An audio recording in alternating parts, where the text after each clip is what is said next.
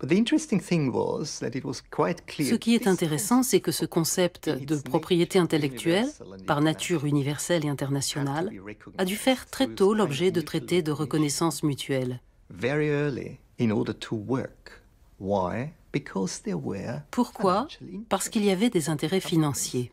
Les Anglais voulaient que leurs brevets soient aussi protégés en France ou dans l'Empire austro-hongrois, alors qu'ils ne l'étaient pas. One of the problems in the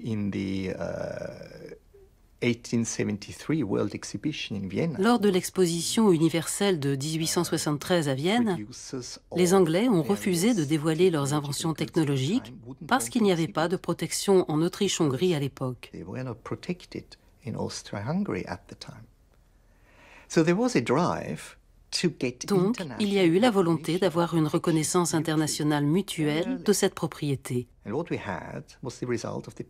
résultat, c'est la Convention de Paris pour la protection des droits industriels comme les brevets, les marques, les dessins et modèles.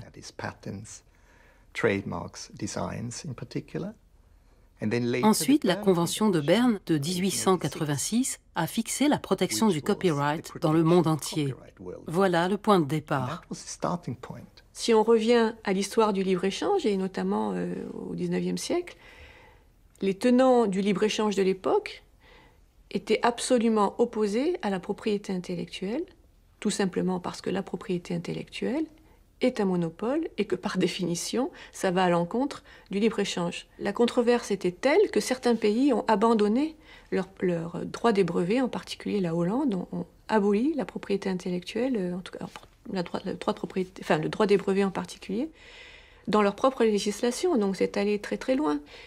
Et le droit des brevets en particulier est redevenu en honneur de sainteté au moment d'une crise qui a eu lieu vers la fin du XIXe siècle, et où c'est le retour du protectionnisme.